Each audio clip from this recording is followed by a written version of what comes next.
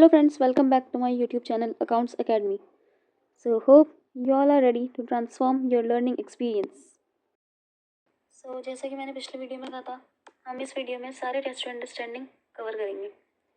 So let's begin.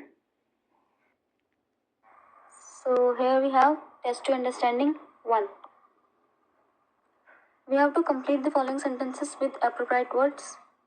First sentence is information in financial reports is based on. Financial reports में जो हम information रखते हैं वो किस पे बेस्ड होती है. So answer we have is economic transactions. जैसे कि हमने पढ़ा था, economic transactions are recorded and then converted to financial reports. Next, internal users are the dash of the business entity. अब हमें पता है इंटरनल यूजर्स कौन होते हैं. People inside the business entity.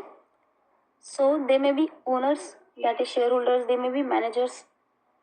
So answer here is owners or managers. Next, a dash would most likely use an entity's financial report to determine whether or not the business entity is eligible for a loan. Business entity को loan देना चाहिए या नहीं देना चाहिए, ये किस stake holder के लिए इंपॉर्टेंट है जानना. किसके लिए? जो उसे लोन देगा, दैट इज क्रेडिटर. क्रेडिटर में आपके लेंडर्स भी इंक्लूड है, such as banks and financial institutions, जो कंपनी को लैंड करते हैं. Next, the internet has assisted in decreasing the dash in issuing financial reports to users. Internet की वजह से क्या डिक्रीज हुआ होगा? इंटरनेट से चीज़ें फास्ट होती हैं, so it has decreased the time gap. Dash users are groups outside the business entity who uses the information to make decisions about the business entity. ये बिजनेस एंटिटी के बाहर हैं अभी, मतलब they are not part of business entity, but ये information use करते हैं business entity के रिगार्डिंग डिसीजन लेने के लिए. So these are external users. बता दो हमने external users, groups outside the business entity. For example we have competitors, potential investors and others. Next, information is said to be relevant if it is. Relevant कब होती है information? When it is available in time. अगर time के बाद information available हो तो उसका कोई रेलेवेंस नहीं रहता. The process of accounting starts with dash and ends with dash. इससे शुरू होता है अकाउंटिंग प्रोसेस.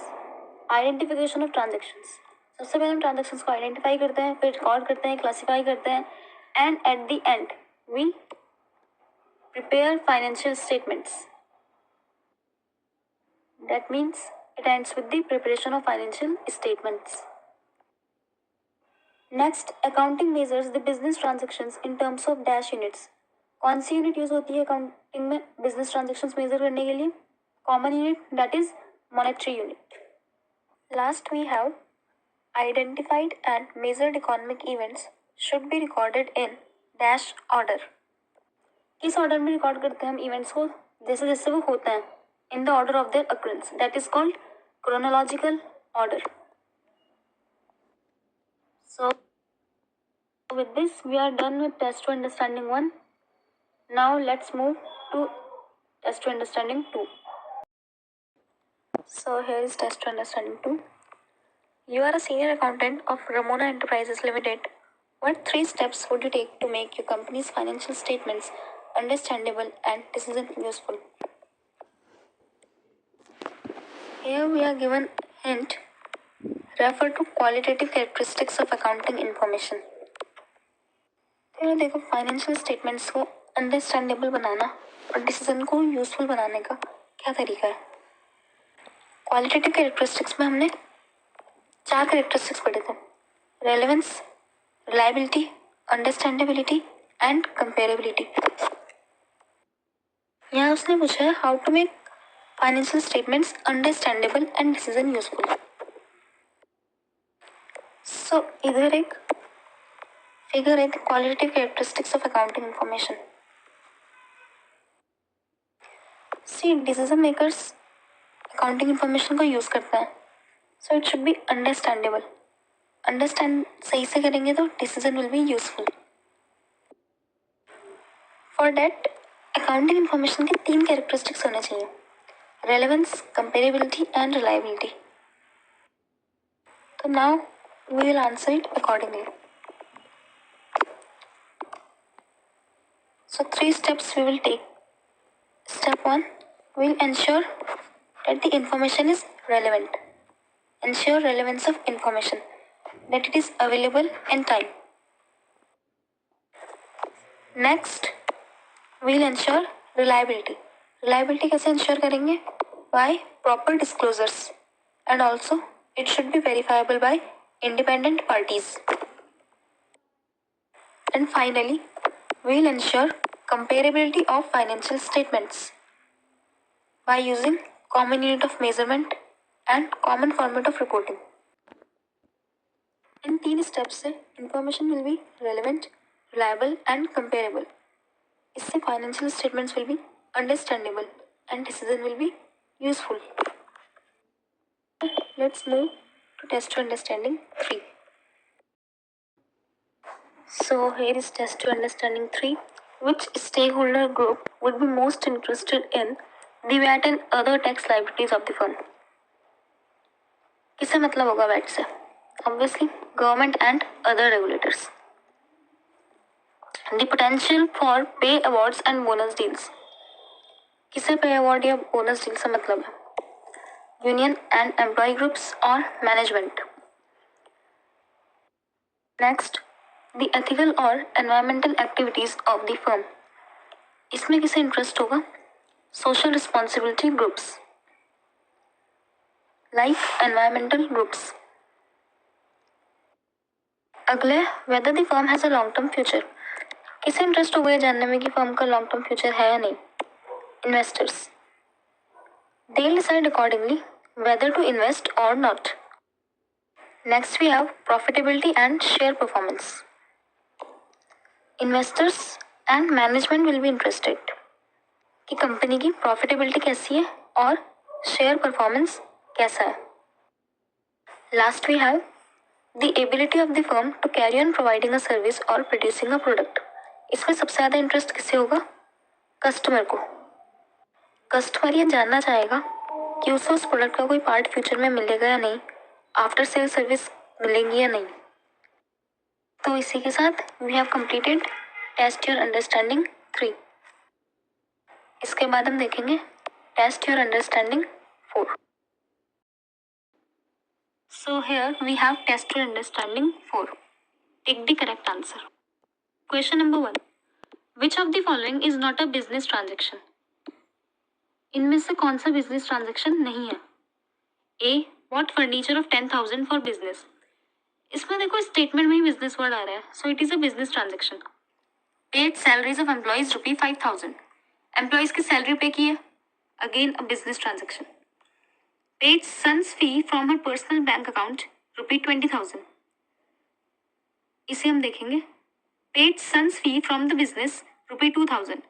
इसमें सन की फी तो पे की है लेकिन बिजनेस से की है, तो business resource used for personal purpose is drawings. So D is also business transaction. इसमें से बिजनेस ट्रांजेक्शन कौन सा नहीं है? C, paid sons fee from her personal bank account ₹20,000. Son की फी पे की है अपने पर्सनल बैंक अकाउंट से, बिजनेस का कोई लेना देना नहीं है. So answer will be C.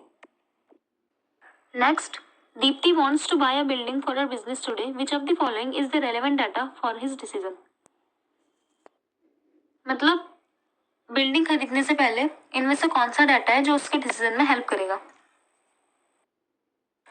So A, similar business acquired the required building in 2000 for ₹10 lakh. Building cost details of 2003. Building cost details of 1998. Similar building cost in August 2005, ₹25 lakh.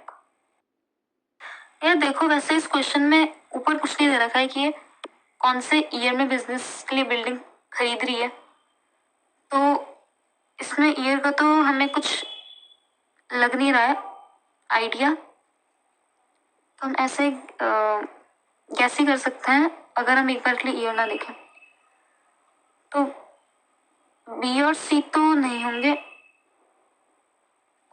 Cost details का तो नहीं है। ए है similar business acquired the required building. अब वैसे ही business ने एक building खरीदी है तो उससे तो हमें इस डिसीजन में कोई इम्पैक्ट नहीं पड़ेगा, बट इसी बिल्डिंग का कॉस्ट क्या है उससे इम्पैक्ट पड़ता है। So I think D should be the answer, though I am not sure. Next, which is the last step of accounting as a process of information. Accounting as a process of information हमने पढ़ा था, data record करते हैं, summarise करते हैं, analyse और interpret करते हैं, and at the end we have to communicate information to the users. तो लास्ट स्टेप्स का होगा C, communication of information. Next we have which qualitative characteristics of accounting information is reflected when accounting information is clearly presented.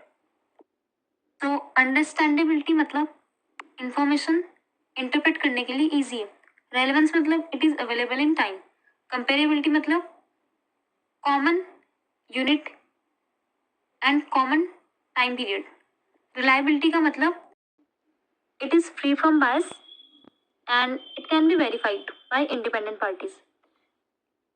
इसमें इसने कहा है when accounting information is clearly presented। अगर हम accounting information clearly present करेंगे so that means user उसे easily interpret कर पाएगा, so it will reflect understandability, so A is the answer. Last, use of common unit of measurement and common format of reporting promotes A comparability, B understandability, C relevance, D reliability। जैसे हमने अभी ऊपर discuss किए थे चारों, common unit of measurement will promote comparability, so A is the answer. तो इसी के साथ हमारा टेस्ट योर अंडरस्टैंडिंग 4 कंप्लीट हुआ। अब देखते हैं last, that is test your understanding 5। So here is test your understanding 5। Hope आप सबको ये समझ आ गया होगा। Now let's move to the questions. तो पहला क्वेश्चन है, what is the amount of capital with which mister Sunrise started business. सबसे फर्स्ट लाइन में लिखा है ₹5 lakh as an initial investment, so amount of capital is ₹5 lakh. देखो सबसे फर्स्ट लाइन में लिखा है started a business for buying and selling of stationery, तो मतलब स्टेशनरी तो गुड्स हो गया। पूछा है फिक्स्ड एसेट्स, तो फिक्स्ड एसेट्स में क्या आ जाएगा, सेकेंड लाइन में देखो furniture, it is a fixed asset. उसके बाद इसने और कुछ मेंशन नहीं किया है, बट लास्ट लाइन पढ़ो, अ पार्ट ऑफ द मशीनरी। अब यहाँ मशीनरी है तो इसका मतलब मशीनरी परचेज की होगी, so this is an implied purchase, so the answer is furniture and machinery. Next, what is the value of the goods purchased. Goods यहाँ पे क्या है, अभी हमने पढ़ा था ऊपर स्टेशनरी, सो हम देखेंगे स्टेशनरी कितनी परचेज की है। पहले तो सेकेंड लाइन में ₹2 lakh for buying stationery, ₹2 lakh की यहाँ परचेज की है। उसके बाद नीचे है he bought stationery items of ₹1,50,000 from mister Peace, 1,50,000 की यहाँ परचेज की है।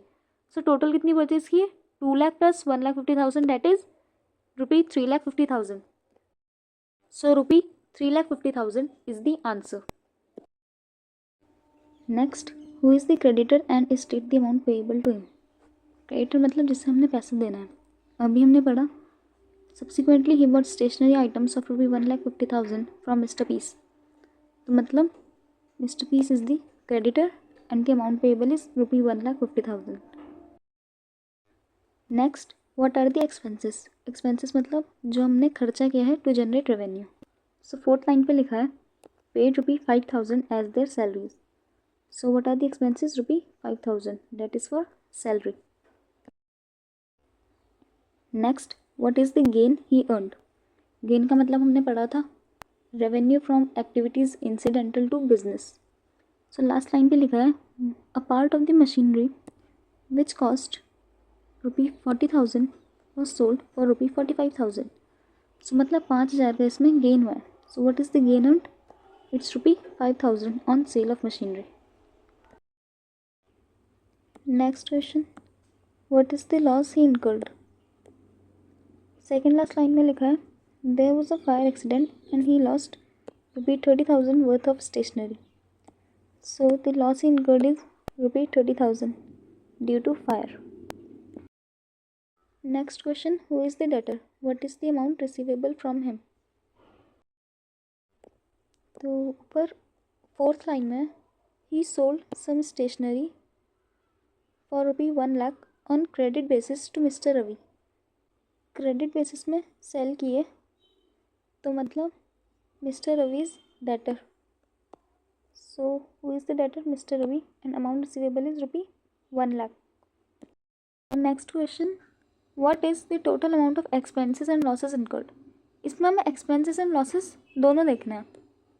सो जैसा हमने देखा था फोर्थ लाइन में paid rupee 5,000 as their salaries, ये एक्सपेंस है तो 5,000 expenses plus second last line में lost rupee 30,000 worth of stationery, ये लॉस है. So total expenses and losses is rupee 5,000 plus rupee 30,000, that is rupee 35,000. Last question, determine if the following are assets, liabilities, revenues, expenses और none of these. So हमें कुछ चीज़ें दे रखी हैं और हमें बताना है कि ये क्या है. So first we have sales. Sales क्या होती है? हमारा रेवेन्यूज़. Next debtors. डेटर्स क्या होता है? एसेट्स. क्रेडिटर्स जिन्हें हमने पैसा देना है, they are liabilities. Salary to manager खर्चा है, so it is expense. Discount to debtors again एक तरह का खर्चा है, so expense. Drawings by the owner ना तो एसेट है ना लाइबिलिटी है, ना ये रेवेन्यू है ना एक्सपेंस है, so it is none of these. So this is the answer. Same colour represent their relation. तो इसी के साथ हमने पांचों टेस्ट टू अंडरस्टैंडिंग्स कंप्लीट कर दी हैं. And with this we have completed chapter 1 of class 11th accounts.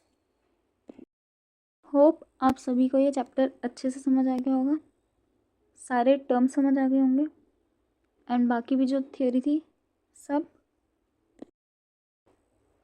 तो अगर आपको ये वीडियो अच्छी लगी हो तो please hit the subscribe button.